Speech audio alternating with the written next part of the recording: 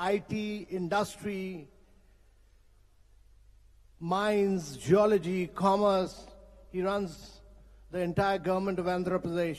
The government of Telangana, Mr. KT. A very, very dynamic man. So let me first welcome the moderator of the session, Mr. KT, here to take over as the moderator. The minister from government of Telangana.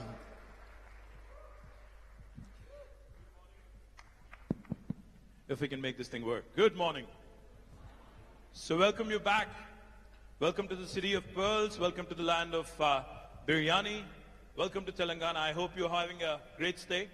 We've had a great inaugural yesterday. Miss Ivanka Trump, Sherry Blair, Karen Quintos, Chanda Kochar. I don't think there could be a more cracker of a panel to begin a day with. So I am looking forward to this as much as you all are. But before we get there, let me just quickly talk about the state I represent. I come from Telangana. My name is KT Ramarao. I am the Minister for Industries, Commerce, Information Technology, Urban Development. I've had the privilege of serving as a minister for the last 3.5 years for the youngest state in India, that is Telangana, with Hyderabad as the capital. Now, in the last 3.5 years, we've tried to do some things which are truly unique, which are truly heartbreaking when it comes to innovation, workforce, skilling, etc., which is the theme that we are going to talk about today. On the innovation front, as it was mentioned by Ms. Trump yesterday, today we have India's largest technology incubator in Hyderabad called the T-Hub, which has been doing exceedingly well. And by this time next year, we will be having the world's largest technology incubator / startup engine in our own city of Hyderabad right here. In fact, innovation has been a huge driver in the growth story of Telangana in the last 3.5 years. Our Honorable Prime Minister, Shri Narendra Modi, for the first time in Indian history, for the first time in the history of this country, talks about Startup India. He realizes the importance of innovation. He realizes the importance of skills. He talks about Startup India. He talks about Skill India. And he also talks about how to ensure that this large demographic dividend, which is up for the grabs for India, because more than 50% of our population is less than the age of 27. More than 2/3 of India today is less than the age of 35. So that goes to tell you, India has the largest think force. I don't like to call it workforce. India today has the largest think force on the planet for any country in the history of the planet. As the world is aging, India is getting younger. As the world today, the average age goes high and high, India is getting younger and younger. But that throws up a very interesting challenge. All the way from Hyderabad and Telangana government and right up to the United States and Trump administration. The one big challenge every government faces today is employment, is creation of jobs. Now that throws up an interesting question. How do we ensure that this so-called demographic dividend is completely harnessed, is completely leveraged by the governments? The human capital, how do we harness it? How do we ensure that this innovation and knowledge economy, how do we keep going? And how do we make sure, most importantly, women, for whom another added dimension, another compounded problem is the gender discrimination that is rampant across the first world, second world, or third world, irrespective of which country you come from. So we want to talk about all these innovation, skills. How do we ensure we create jobs? How do we also ensure at the same time we create both job creators, a platform for job creators like T-Hub, and how do we also ensure that for those people who are seeking employment, how do we make sure that they're adequately skilled? How do we also ensure that they keep refreshing their skills every so often? So like I said, I have cracker of a panel, and let me start by introducing the four powerful men. I have four powerful women. I've never done this in my life, moderation. So I'm a little nervous as well, so you have to bear with me for the next 1 hour. Let me start with Chanda Kochar, the MD and CEO of India's largest private sector bank, a woman who's won multiple awards. I can go on and on, but she's been consistently ranked among the top 100 most powerful women by Forbes and Fortune and the winner of Woodrow Wilson Award for Corporate Citizenship. Chanda, thank you. I think you're here. Chanda Kochar, ladies and gentlemen, a warm round of applause, please. Next, I'd like to introduce Karen Quintos, the Chief Customer Officer of Dell, the highest ranked, most senior position held by a woman in Dell is currently held by Karen Quintos. Karen works very closely on the board of Dell, the highest and the most senior most position, the executive position with Michael Dell and the entire team. So welcome, Karen. Next, we have a woman who's extremely popular, who's done significant work, who's been a tremendous pillar of support to a former UK Prime Minister, Prime Minister Blair, Sherry Blair of the Sherry Blair Foundation for Women. Ladies and gentlemen, please welcome her with a warm round of applause.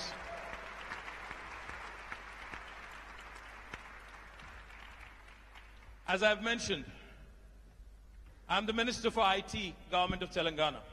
IT normally stands for Information Technology. But for the last 1 month and more so in the last 1 week, IT also in Hyderabad means Ivanka Trump. The lady herself is here, arguably the most powerful woman in the world. Warm welcome to Miss Ivanka Trump.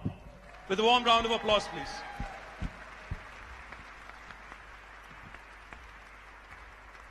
I didn't know what to call her because she dons multiple responsibilities, multiple roles, so I wanted to make sure we capture this moment.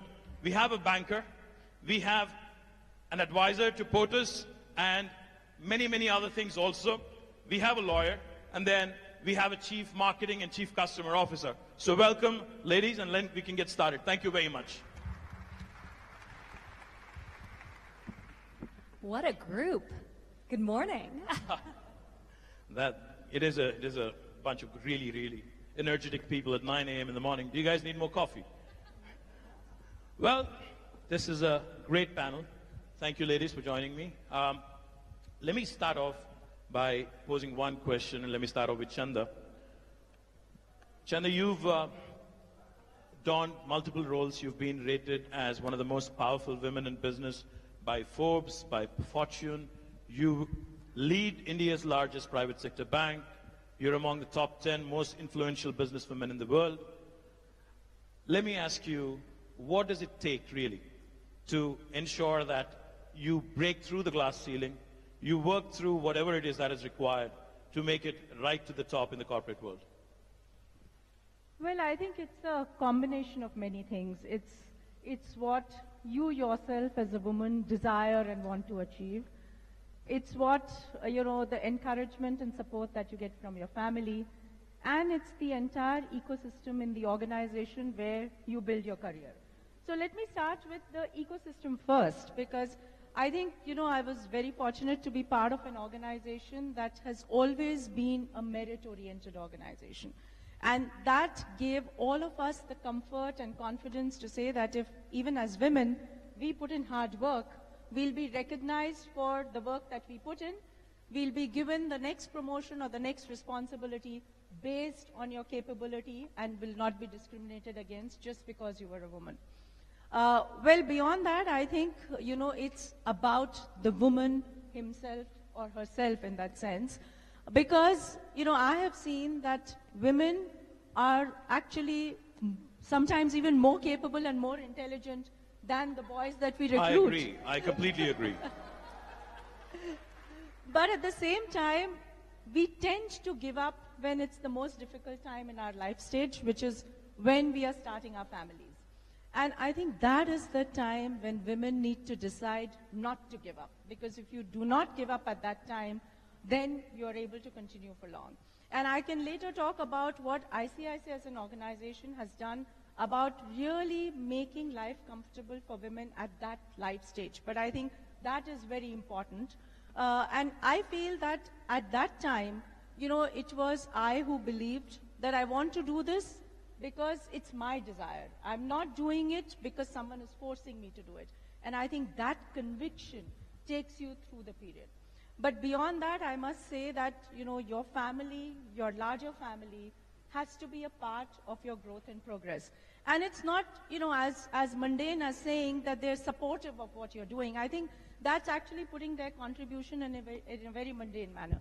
I think what gives the woman the inspiration is the joy and pride that your family feels in your every step. And that is the biggest driver and motivation for women. Fantastic, fantastic. Let me go to Karen quickly. Karen, Chanda represents the Indian corporate sector. She's an Indian woman who's made it right to the top, and she's worked her way through. How different is it in the United States? You've worked prior to Dell at multiple organizations, and you've been with Dell for the last 17 years. As I've mentioned, you're the top most ranked women in Dell right now. How difficult or how easy is it in the United States or the first world for a woman to reach right up to the top and to do what you've been doing? Well, first of all, I agree with everything that she said in terms of what it takes to be successful. The confidence that you have to have in you and your capabilities and what you can do and what you can enable, I think, has a huge impact. And I couldn't agree more on when you reach those difficult times and you feel like giving up is when you actually have to stay the course, because as a mother of three, two of which are daughters, it's unbelievable how much of a role model you can be as a successful woman in helping them and their friends and the larger kind of community and being successful. Candidly, I'm actually quite optimistic about what is happening now in this area. I think we all agree the numbers are not moving as fast as they need to be moving, but the amount of support that we are seeing in companies, CEOs, the White House, various other public and organizations in the support around getting more women into leadership roles and enabling that, I think today is remarkable. So it's still tough. I mean, it's still a environment out there that is really conducive to men, candidly. And I think through policy change, through culture change, through having great leaders step up and really want to change the game when it comes to this, I'm actually optimistic that over the next couple of years, we're going to continue to see some real momentum. Great, great. Let me go to Sherry. Sherry, for those of you who are unaware, mine is the famous surname. She was a lawyer back in 1976. She started her own law firm. And for the first time in the history of Britain, she was the first wife of a prime minister who had her own career. I think that was the first time that has ever happened in British history.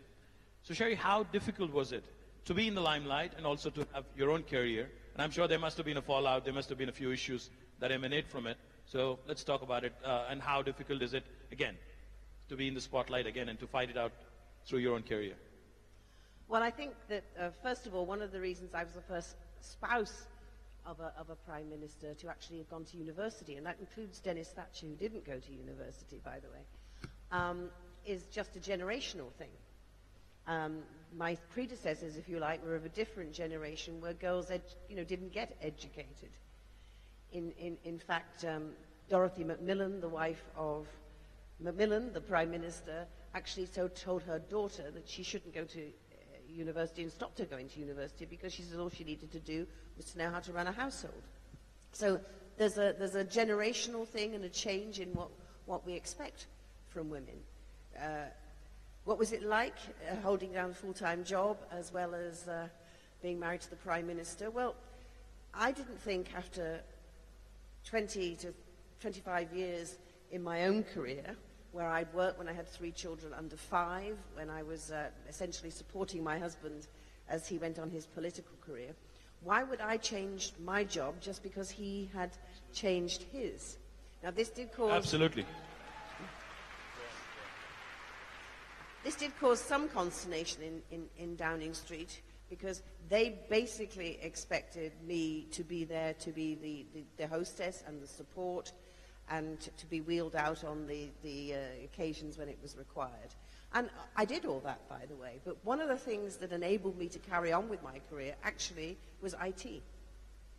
Because by the time I got to Downing Street, I was able to conduct my business from Downing Street. So I might be dealing with my legal papers, I might be answering clients' queries from my desk. My client would not know where I was, nor would they know that possibly half an hour before that I'd been down greeting the First Lady of Tanzania to have tea with her. Now, I couldn't do that without IT, and that made a huge difference to me. And it's why, when I left Downing Street, and I was thinking, if IT makes such a difference to a fortunate woman like me, surely there must be opportunities for using IT to bring advantages to women entrepreneurs across the world. And that's one of the missions of my foundation, which is to help women with what we see as the 3 C's that they need for growing their own business. And the 3 are, we've mentioned one already, confidence. Because too many women are told what they can't do, not what they can do. The second C is capability, capacity, it's training, it's women, again, don't get the same access to education across the world as men do. Business is partly instinctive, but partly it's about knowing how to run things right, how to read a spreadsheet, how to build a business plan, how to make the right sort of pitch to get the sort of money that Chandra will then loan you, the whatever capital that you need. And the third one is access to capital. And capital is a big issue for women entrepreneurs, and I know there must be many of them in this room that know only too well that when it comes to getting the money to grow and expand your businesses, it's very hard to move the needle, to get beyond the skeptical, often male officers in the banks who don't actually really believe that a woman can succeed in business. And so we work with our women to build those things, and we do that by using technology. And finally, I'd say this, you know, if we're going to do anything in this world, we've got to do something about men. All right. Yeah, that includes you. Men need to men need to understand that women are their equals. Men need to understand that women do face obstacles that they don't understand, and men need to understand that they need to do their share as well. I was recently at the American Embassy in Delhi, where we'd done a program with the American Embassy called We Can, and I know 2 of our women entrepreneurs who won that competition are in the room here.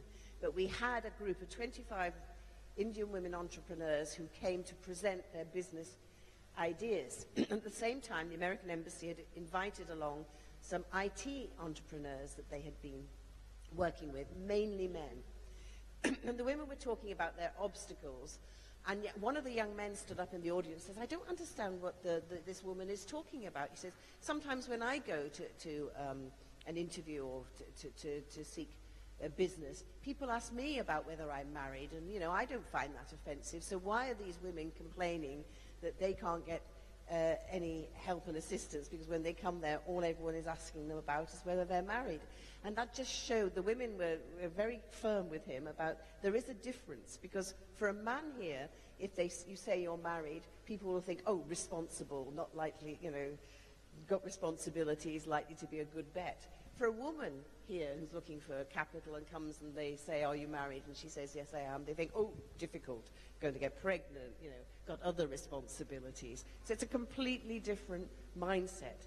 And unless young men, like the young men in those rooms, understand that, understand the difficulties that their wives and their sisters, and yes, their mothers are experiencing, then we're never going to change this dynamic. Thank you, Sherry. In fact, you talked about... Sherry talked about 3 C's: capacity, confidence, capital. I think the 4th C today, Sherry Blair. Ivanka,